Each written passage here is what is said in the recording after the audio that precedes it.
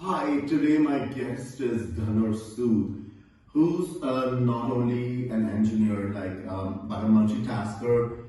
He does everything from the heart and soul, and that's the reason he makes the most sumptuous dishes, and they are all his creation. So I think this is a stress relief for you, right? Yeah, like just to wind down after a long day at work, I prefer cooking something and preferably something healthy, which helps me stay up to date with my health goals, and I just relax when I'm cooking, and that's about it. And another thing that I want to ask you is did you feel that any of your friends saying, "Hey, you cook," being a guy that you are really interested in being a chef, and so has that bothered you ever, or you're totally comfortable with what you do and you're proud of it? Not really. Like my friends have always been supportive of me. They enjoy anyone who indulges in any creative endeavor, and they accept who I am as I am. And they've always been supportive, and they encourage me to make more food and probably share it with them sometime, which I never have actually. Excellent. And so by the time you make the dish, it's almost all gone, right? So very I edible. usually just make one portion, and that's about it. Alright, Dhanur, so what are we doing right now? You're gonna need a pasta dough now. Okay. And you always made your own food, or which year did you start making your own food? I've been cooking my own food since I was a kid. I was not really good at it Yes. till the past 2-3 years.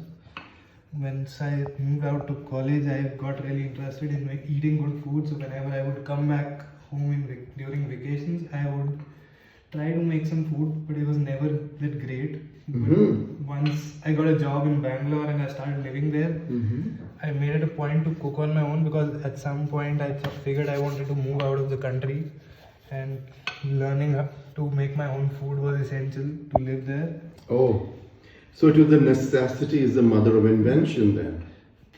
There, and also like everyone in our family is a foodie, so I've grown up eating a lot of food all my life. Okay. Like from all over the country. So I was a big foodie forever, and I was a fatty before that a few years ago. So obviously I was really keen on learning this, and as soon as I started doing it, I never really stopped after that. Excellent. And Dhanur, I just want to ask you one thing, and that is, what are you making today for us? I'm making a pesto pasta, and for that we're making the dough from scratch.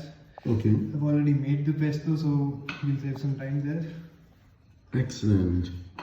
So this comes naturally to you, as Yeah, this is something that really relaxes me. I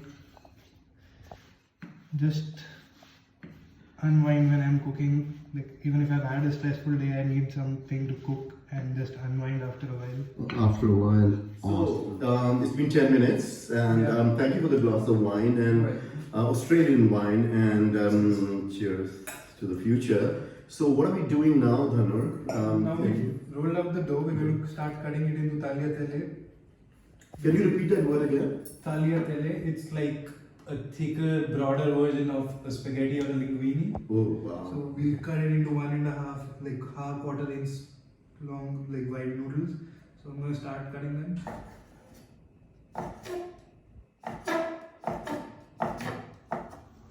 Oh, the water's come to a boil, right, Dhanur? So you're going to add a pinch of salt? Add some salt to it. You always salt the water. Okay. Yeah. So why we adding salt is Because we don't want the pasta to be bland, and we don't want to over salt the sauce. So Okay. we want to season the pasta while it's cooking. cooking. Yeah. So is it also a fact that if you add salt to this thing, it's going to not make them plug together, or? Not really. You put enough flour on it, or dry flour on it while kneading it and like cutting it. It won't stick anyway. It's just to season the thing and like raise the boiling point of the water. Excellent. Yeah. I'm putting it in now. Voila. And approximately how much time are we going to keep it in there? If it's a fresh pasta, you just need to cook it for, especially with tagliatelle, you just need to cook it for 45 seconds to a minute. because it's really soft already. It's already so soft and supple. You just need to bring it to the final cooking thing. Okay, so I'm really getting the whole thing. So this is boiling, and you said because it's freshly done by you, and so it needs 40 seconds, which is awesome. It's a quick meal, and then you already have this thing ready. So we're going to drain the water, and then we're going to save some of the water because the water has a lot of starch in it, and that would help us thicken up the sauce. Oh. So we save some of the water, but we'll drain most of it. Excellent. And then herbs are going to be on the end of it. Yeah. Okay. Like the pesto, you don't cook the pesto at all. Once you've done all of it, you take it out into a bowl and you toss it with the pesto. You never cook the pesto. That's true. So when would you come to know it's done? The best way to find out is to keep tasting it and checking for it. You take out the noodle and you break it apart and you might chew it all as well, but I think it's done, is it? Oh my god, I could eat it raw. Okay, so this is done. Then we're using extra virgin olive oil. Okay, so we're going to please keep telling us what you're doing. So I know that you've already done all the spaghetti, which is bigger than a linguine and all, and it looks great. And okay, so I've poured in some extra virgin olive oil. I've poured in some chili flakes to give it some heat and what gives the oil some color. I'm adding some garlic, which I've already sliced. There's already some in the pesto, so we're not adding too much garlic yet. yes.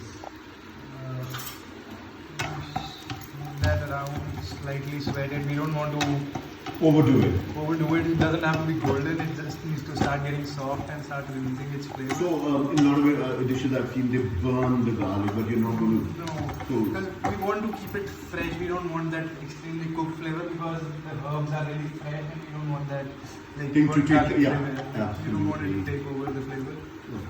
Hopefully, it comes out like that. So once that starts sweating, maybe another minute or so, we add some cherry tomatoes and let them sweat as well and start to get soft. Then we'll shut off the heat and we'll wait for the pasta to cook and we'll finish the whole thing. No, well, actually looking at you make it sound so easy. I think I can actually do it, but I won't be able to do this part, but that's easy.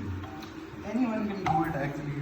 You just have to spend maybe 2 attempts to figure it out, and when you make it for the third time, you'll be just as good as I am. This is the fourth, maybe the fifth or the sixth time I am making this. So if I can, anyone can. Voila.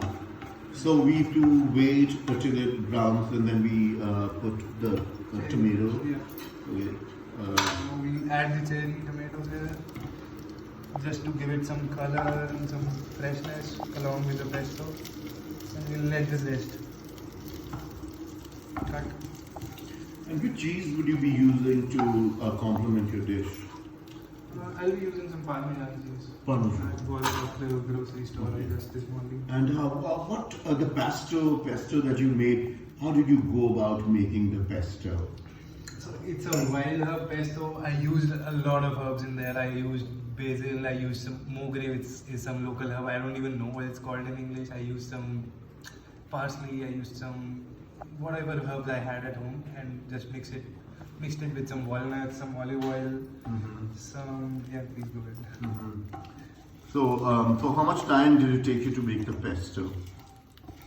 Not more than 15 minutes. You just put all the ingredients together, you grind them, you add some garlic, some lemon juice, some pepper, along with the herbs, you crush it, and then it's done. No. So what would you say the main thing is garlic and pesto, or the herbs are the hero. the other things? Olive oil and the nuts that give it some fatty, crunchy flavor. Oh, so which is this herb? I don't even know. These are fennel leaves. Fennel leaves. I grow them in our garden on the terrace. So you are a gardener, you're an engineer, My father is the gardener. He loves, he and my mom love having their own garden at home. Okay. We've got flowers all over, we've got some herbs all over. I love this family. It's like I'm an Italiano. So are we going to... Now we're going to grate some Parmesan on top. Amazing. I can finish that myself, I think. Tell me when to stop. You're eating that? I think that's fine. Awesome. Thank you, Thanur. I really want to say thank you for your time And it's a pleasure meeting you and seeing your creativity. And all the best for the future. Thank you.